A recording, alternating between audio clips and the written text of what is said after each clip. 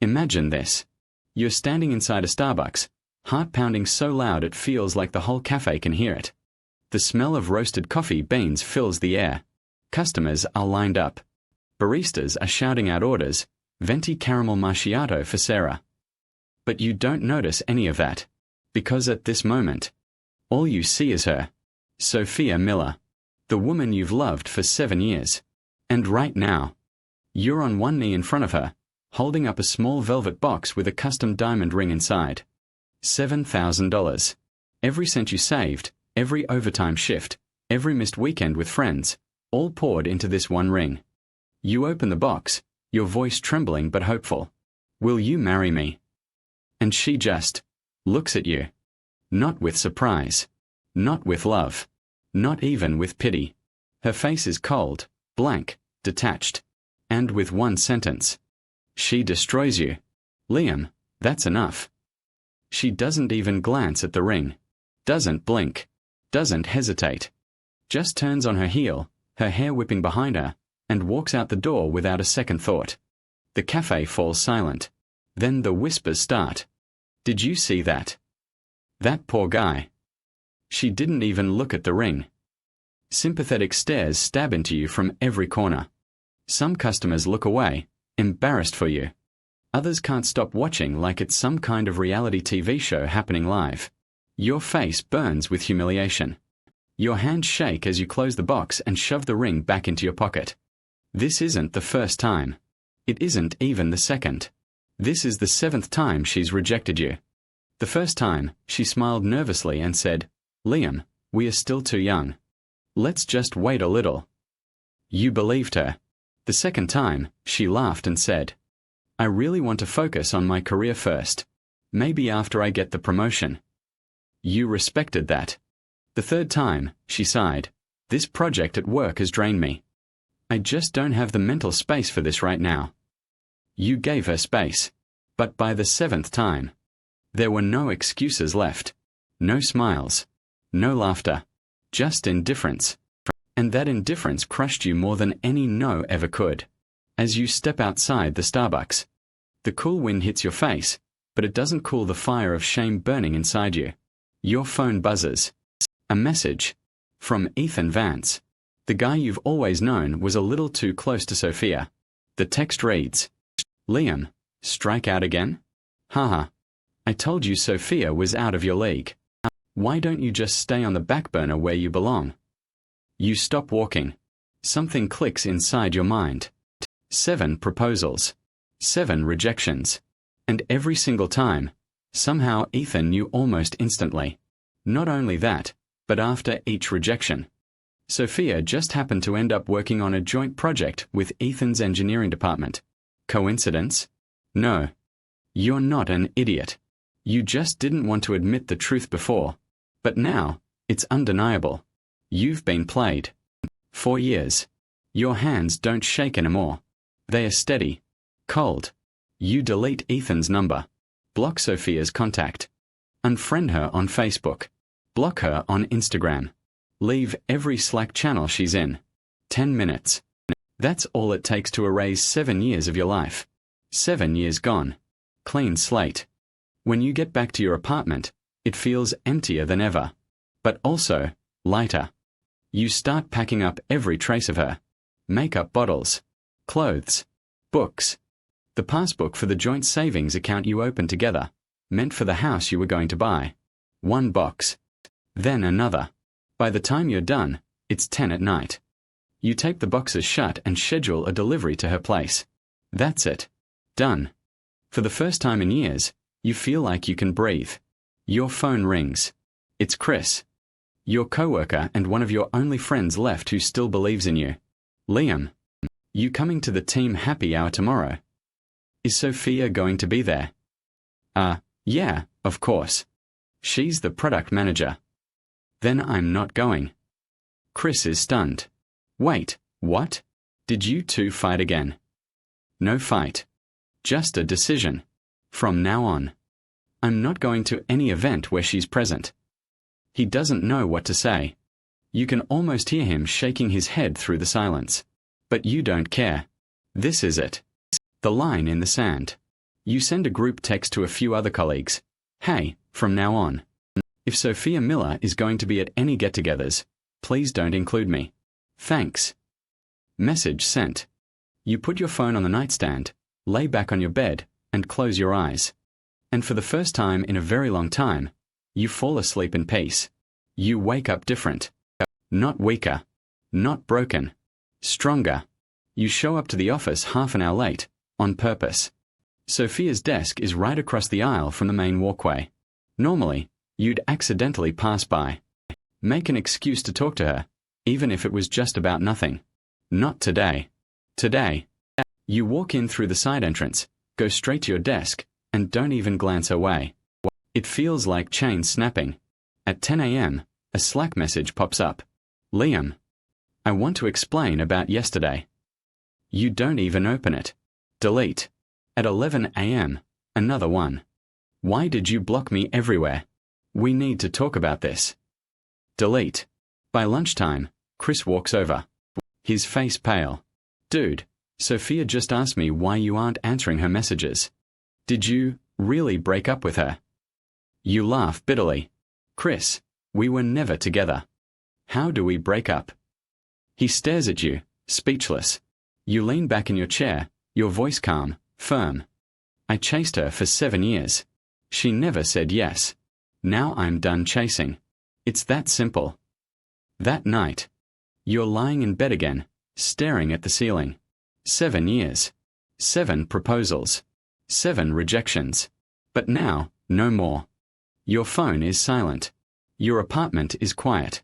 And your heart, finally, is free. Fade to black. The office was never just an office for me. Before, it was my battlefield and my sanctuary. A place where I could work, laugh with colleagues, and, most of all, catch glimpses of Sophia Miller. The woman who lived across the aisle, the woman I built my life around. The woman I thought was my future. But now it was enemy territory. The war had begun. That first morning after the Starbucks disaster, after I deleted her, after I shipped away 7 years of memories, I made a choice. I didn't walk through the main entrance, didn't pass her desk, didn't look at her face. Instead, I slipped in through the side door, eyes straight ahead, and marched directly to my workstation. My computer screen became my shield, my keyboard, my weapon. And just like that, I set the tone. The Cold War had begun. 10:02 a.m. Slack message. Liam, I want to explain about yesterday. Delete. 11 a.m. Slack message. Why did you block me everywhere? We need to talk about this. Delete. Lunch break. Chris, my buddy, corners me near the cafeteria. Bro, Sophia's going crazy. She keeps asking why you're ignoring her. Did you really break up with her? I laugh. A cold, humorless sound. Chris, how can I break up with someone who was never mine? I chased her for 7 years. She never once said yes. Now I'm done chasing. End of story. Chris opens his mouth to argue but closes it again. What could he say? Later that afternoon, I'm knee-deep in code when a shadow falls over my desk. Sophia. Her perfume, once intoxicating, now smells like poison. Liam, she says, her voice trembling, why are you ignoring me? I keep my eyes on the screen. Sophia. I'm working. If this is about a project, send an email. If it's personal, there's nothing to talk about. Her breath hitches. Personal? You sent all my things back. What was that supposed to mean? I stop typing, slowly swivel my chair and meet her eyes. For the first time in 7 years, I don't feel desperation. I feel nothing. Returning your property. Is there a problem? She stammers. Are you throwing a tantrum because of yesterday? A bitter laugh escapes me. Sophia, do you think after being made a fool 7 times, I should just smile and keep playing along? Her face pales. She bites her lip, searching for words. But I'm done listening. I slide my headphones on, turn back to my screen, and resume typing. She stands there for 5 long minutes, waiting for me to soften. I don't. Finally, she walks away. And for the first time in years, she's the one chasing, Not me. The next day, an email from HR lands in my inbox. Mandatory project kickoff meeting tomorrow. Attendance required. I scroll the list of names. And there it is. Sophia Miller. Of course. This isn't coincidence. This is her move. A calculated trap to force me into the same room. To corner me under the guise of work. Not today. I reply to the invite. Apologies. I'll be taking a sick day tomorrow. The next morning, I walk into an urgent care clinic. The doctor asks, "What's wrong?" I shrug. Chest pains. Shortness of breath. Maybe something with my heart. Several hours of tests later, the doctor frowns at the chart. "You're perfectly healthy." Exactly the note I needed. I walk back into the office. Doctor's excuse in hand, just as the meeting wraps up. Chris rushes over. "Dude." Sophia wouldn't stop asking why you weren't there. She looked pissed. Ethan had to calm her down.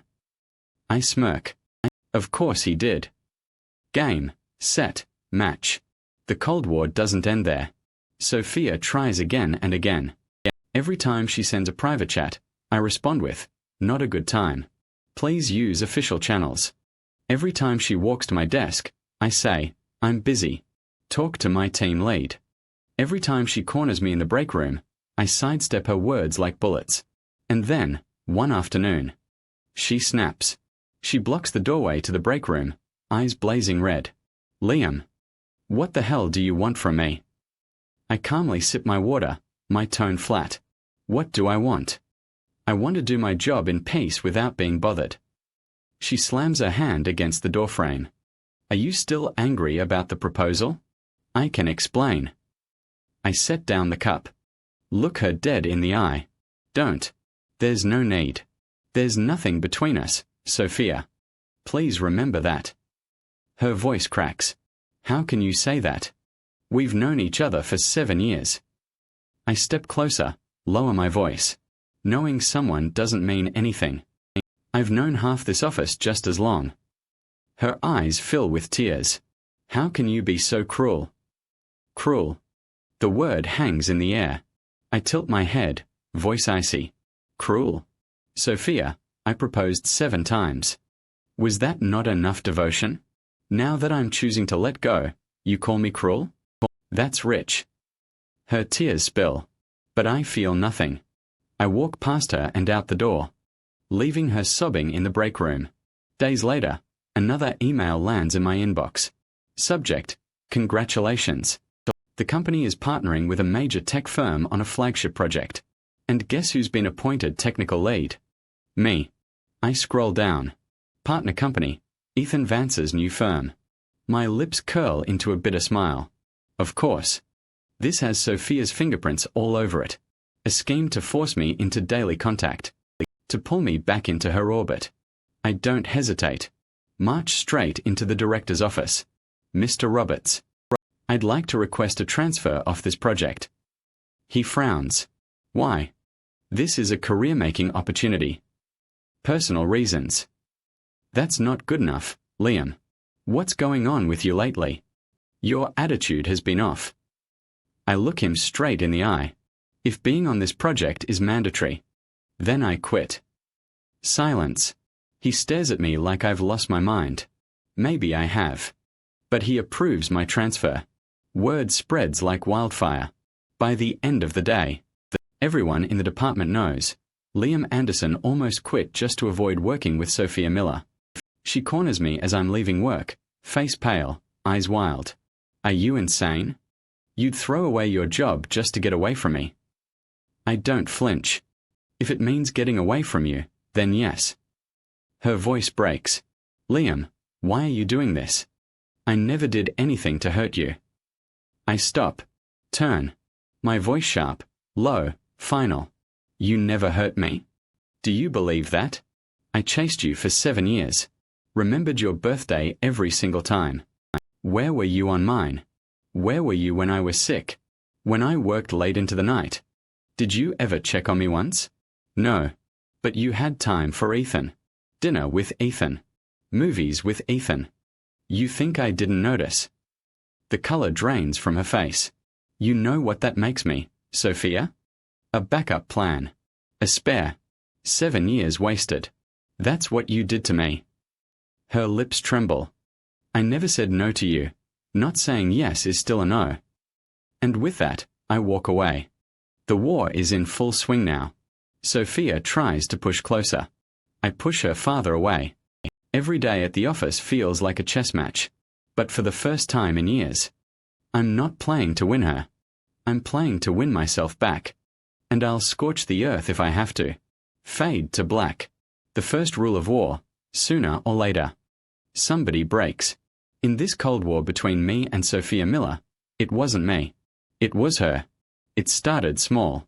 She lingered outside the office building after hours, standing by the corner, pretending to check her phone, waiting for me to walk out. Then she showed up near my apartment complex, leaning against the wall like she just happened to be there. Once, I spotted her at the gym. She wasn't even dressed to work out, just sitting on a bench, eyes glued to me. Every time I saw her, the same script played out. Her, Liam, please, we need to talk. Me, no words. Just turning around. Walking the other way. She cried. She begged. She chased. I never looked back. And with each rejection, the cracks in her mask widened. Then came the first attempt. Chris stormed into my cubicle one morning. His face pale. Bro, Sophia, she tried to kill herself last night. My hand froze on the mouse. For 1 second, my chest tightened. Then I clicked. Resumed working. What does that have to do with me? I said flatly. Chris slammed his hands on my desk. How can you be so cold-blooded? She almost died. I turned slowly, my eyes sharp. That was her choice. Not mine. If I give in because she cuts her wrists, what's next? Every time she wants to control me, she'll go further. That's not love, that's emotional blackmail. Chris's jaw dropped. He stared at me like I wasn't human. Maybe I wasn't anymore. Maybe Sophia had burned that part out of me. News spread through the office like wildfire. Everyone knew Sophia had attempted suicide. Everyone whispered it was because of me. Walking the halls, I felt eyes boring into me. Cold-blooded. Cruel. What a jerk. The women in the break room were the loudest. She's such a sweet girl. How could Liam do that to her? 7 years together and he just throws her away. No conscience. I heard she's still in the ICU and he hasn't even gone once. I stirred sugar into my coffee like I hadn't heard a thing. Let them talk. They didn't know the truth. They didn't see the screenshots, the dinners with Ethan, the 7 rejections. I owed Sophia nothing. Then came the family. Her mother called first. Her voice trembling, desperate. Liam. Sophia is very sick. The doctors need a family member to sign forms. Her father is away. Please. You must come. I closed my eyes. Mrs. Miller. I'm not her family. What do you mean? She told us you two were about to get married. A bitter laugh escaped my throat. She rejected me 7 times. 7. Does that sound like we were about to get married? Silence. Then her broken whisper. Regardless, she keeps calling your name. Then call Ethan Vance, I snapped. He's the one she loves. Not me. I hung up. The phone rang again. I turned it off. That night, I came home to find a pile outside my door. Fruit baskets, vitamins, and one envelope. Her handwriting was shaky, scrawled like from a hospital bed. Liam, I know you're angry, but please, one more chance. I know I did things wrong, but I have never not loved you. I rejected your proposals because I was scared, not because I didn't love you. I was afraid I wasn't good enough for you. Please forgive me. I really can't lose you. My hands didn't shake. My eyes didn't tear up. I tore the letter to pieces and dumped it in the trash. Then I carried the fruit baskets down to the dumpster. 7 years of chasing. I wasn't going to be lured back by guilt. The next morning, Chris's eyes were bloodshot. He cornered me near the elevators. Liam, she cut her wrists again last night. This time, She almost didn't make it. The mouse in my hand stopped moving. Just for a second. Then I resumed clicking. What does that have to do with me? Chris exploded. What the hell is wrong with you? Are you even human anymore? I turned to him, calm, icy. Chris. That's emotional blackmail. If I give in now, she'll keep doing it. I refuse to live like that. Whether she lives or dies is her choice, not mine. Chris stared at me with disgust. You've really changed. No, I said quietly. I've woken up. A week later, the office gathered for a planning meeting. Sophia sat across the room, eyes hollow, face pale. She didn't speak, but her gaze burned into me the entire time. And then Ethan stood up. His voice loud, smug. Everyone. I have an announcement. Sophia and I are getting married. The room went silent. All eyes turned to her. Sophia's face went ashen. No. I didn't agree. Ethan smirked. She's just shy. We've been seeing each other for a long time. Decided to make it official. He looked directly at me. Especially Liam. He should know better than anyone. The tension was thick enough to choke on. I closed my laptop, stood, and said only one thing. Congratulations to you both. Then I walked out. Behind me, Sophia's desperate cries echoed down the hallway. No, Liam. It's not like that. I didn't turn back. 2 days later, Sophia's father came to see me. He'd always been kind to me, always treated me like family. Now his face was lined with sorrow. Liam, she's not in a good state. She keeps calling your name. The doctors say she has severe depression. Please, come see her. I shook my head. Mr. Miller. I'm not her family. She loves Ethan. She's made that clear for years. His jaw tightened. She said you two were. I cut him off. She used me as a backup plan. That's all. She lost her backup. That's why she's like this. His eyes filled with disappointment. You've really changed. Yes, I said. Because I finally see the truth. That night, I started packing. The recruiter had found me a new job in Austin, 1,000 miles away. I wasn't just leaving Sophia. I was leaving the city that had chained me to her ghost for 7 years. Halfway through boxing my clothes, Ethan showed up at my door. Liam, we need to talk. I didn't even look up. We have nothing to talk about. Are you really just going to stand by and watch Sophia die? I sneered. Why should I care? Isn't she your girlfriend? Why are you here instead of saving her? He stammered. It's not like that. Or are you tired of playing with her and now you want to push her back on me? His face flushed red. I stepped closer, voice low, dangerous. Ethan, Sophia is your woman. Her life and death are not my problem. Get out of my apartment and don't ever come to me about her again. I slammed the door in his face. 1 week later, I boarded a train. Chris came to see me off. Liam, are you sure about this? I'm sure. What about Sophia? She's still in the hospital. Asking for you every day. That's her problem. Chris searched my face. You really don't have a soft spot left. I looked out the window at the skyline. 7 years of memories. Now just shadows. Chris, do you know what a spare feels like? It's when you think you've found happiness, only to realize you were just a pawn in someone else's game. That's what I was. A spare. And I'll never be that again. The train pulled away. I didn't look back. Sophia had broken down. Twice.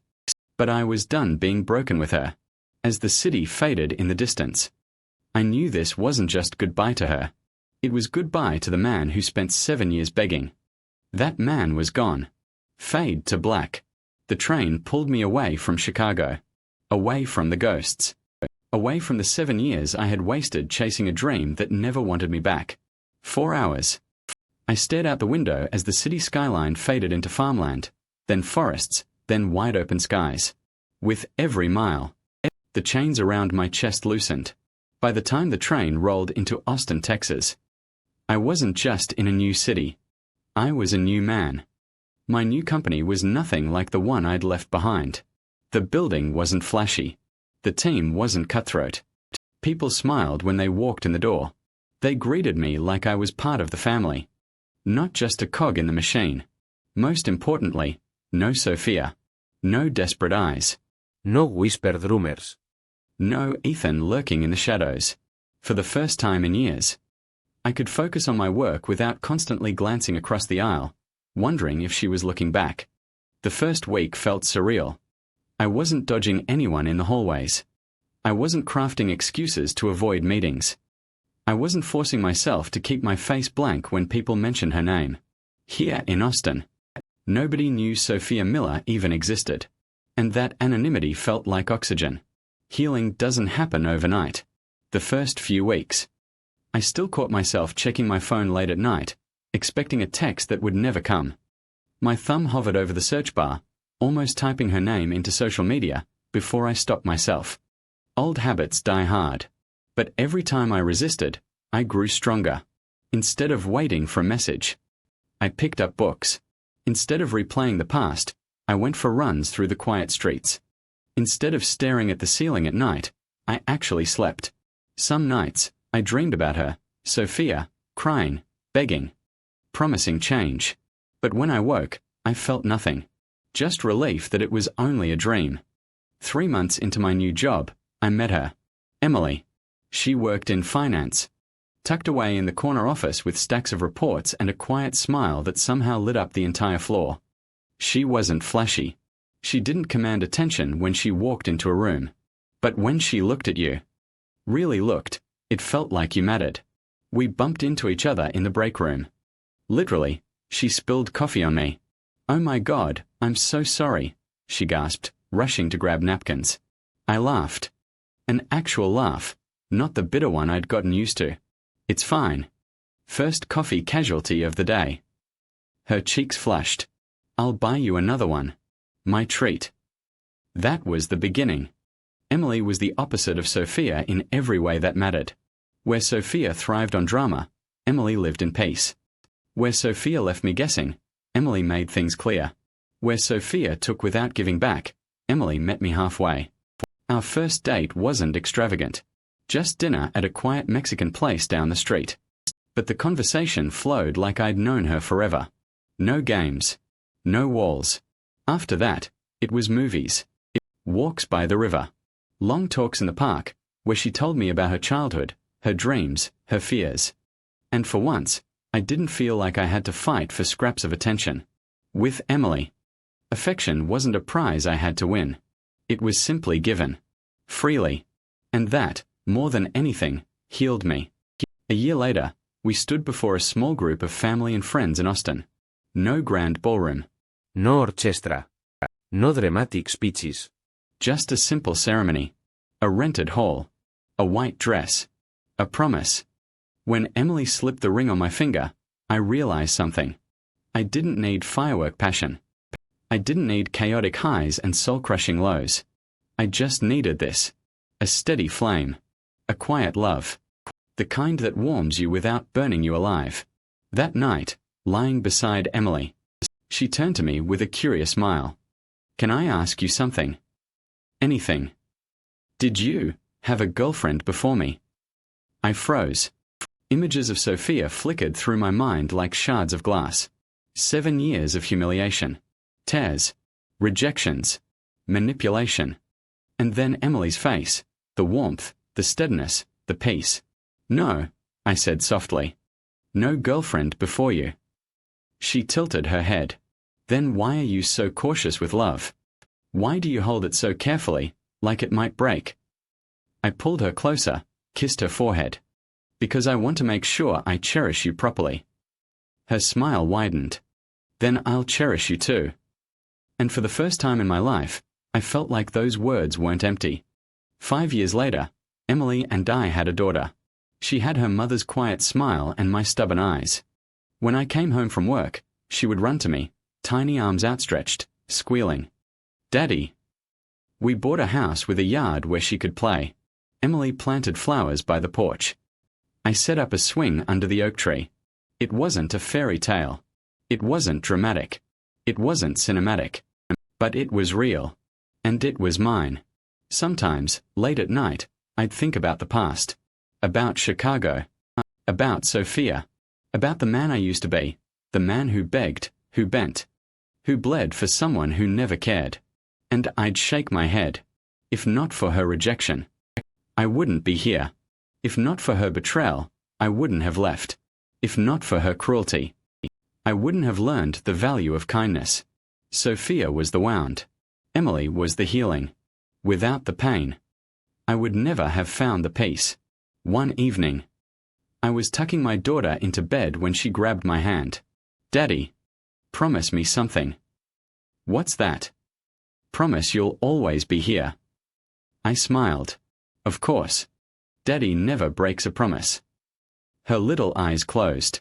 Emily stood in the doorway, smiling softly at us. I kissed my daughter's forehead, turned off the light, and whispered into the quiet. This is the life I was meant to have. Fade to black. 5 years. That's how long it had been since I walked away from Chicago. Since I boarded that train and never looked back. Since I left Sophia Miller behind in the wreckage of her own choices. 5 years of peace. 5 years of love with Emily. 5 years of watching my daughter grow. The past felt like another lifetime.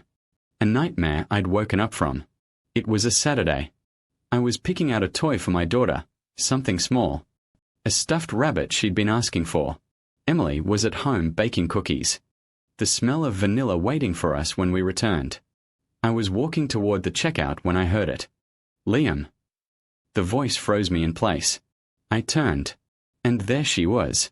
Sophia. But not the Sophia I remembered. Not the proud, polished, confident woman who once acted like she was untouchable. This Sophia was rail-thin. Her skin pale, her eyes hollow. Streaks of grey threaded through her hair. Her hands trembled as she clutched a worn handbag. It had been 5 years, but time had not been kind. Her lips parted, trembling. "It really is you." I stared, my face blank, my heart still. "You have the wrong person," I said. And I turned to leave. Her footsteps echoed behind me. "Liam. Wait." Her voice cracked, desperate. "I've been looking for you for 5 years." I didn't turn. Didn't slow down. "Liam. I know I was wrong. Please, forgive me." The mall blurred around me. Shoppers drifted past. Some glancing curiously at the woman chasing me, her voice sharp with desperation. "Liam, please. I've been waiting for you to come back." I stopped. Turned. Her tears streamed down her face. "Say something. Anything." My voice was calm. Cold. Final. "You've made a mistake. I'm not Liam Anderson." She froze, shaking her head. "That's impossible. You are Liam. You have to be." "I am Liam," I said quietly. "But not the one you knew. That Liam died 5 years ago." Her knees buckled. She collapsed onto the floor, sobbing, clutching at my sleeve. "Liam, please. I love you. I always loved you." I looked down at her, detached. "You love me. You don't even remember my birthday. What did you love, Sophia? My money? My devotion? Or the way I followed you like a dog? Tell me, what did you love?" She shook her head violently, choking on her sobs. "No, that's not true. I was scared. I was selfish, but I love you now. I'll prove it." I pulled my arm free. "Sophia, how you feel right now? Desperate. Helpless. In pain. That's exactly how you made me feel. For 7 years." Her cries echoed through the mall. But I turned and walked away. And this time, I never looked back. When I walked through the front door, Emily greeted me with a warm smile. "You're late. What took you so long?" I shrugged. Setting the toy bag down, ran into a crazy person on the way. Her eyes softened with curiosity. What kind of crazy? Just a sad person stuck in the past. At that moment, my daughter ran up, giggling. "Daddy, did you bring me the toy?" I pulled out the stuffed rabbit. Of course. Daddy never breaks a promise. Her laughter filled the room. Emily's smile glowed. And I thought to myself, this, right here, was everything. Sophia was nothing but a ghost. Over the next few days, I found myself thinking about her. Not because I missed her, but because I realized something important. She had taught me despair. She had shown me what it felt like to be invisible, to be used, to be strung along. But because of her, I'd also learned what I deserved. Respect, reciprocity, peace. Sophia's purpose in my life was never to love me. It was to break me, so that I could rebuild stronger. Months later, I heard through old colleagues that Sophia had disappeared from the industry. No one knew where she was. Some said she moved back in with her parents. Others whispered she was living alone, drifting from job to job, a shell of who she once was. I didn't ask for details. I didn't want them. The Sophia I knew was already dead. All that remained was a ghost haunting her own regrets. One evening, Emily and I sat on the porch watching our daughter chase fireflies in the yard. Emily leaned against me, her head on my shoulder. You ever think about the past? I nodded slowly. Sometimes. Do you regret it? I thought about Sophia, her tears, her breakdowns, her desperate pleas. Then I looked at Emily, at our daughter laughing in the grass, her jar glowing with tiny specks of light. No, I said firmly, because the past brought me here, and here is all I'll ever need. Emily smiled, her hands sliding into mine. And as the night air filled with laughter and fireflies, I realized the truth.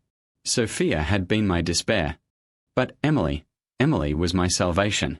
The ghost from my past could cry, beg, break, and fade. But I had already won. Because the greatest revenge isn't hate. It's indifference. Fade to black.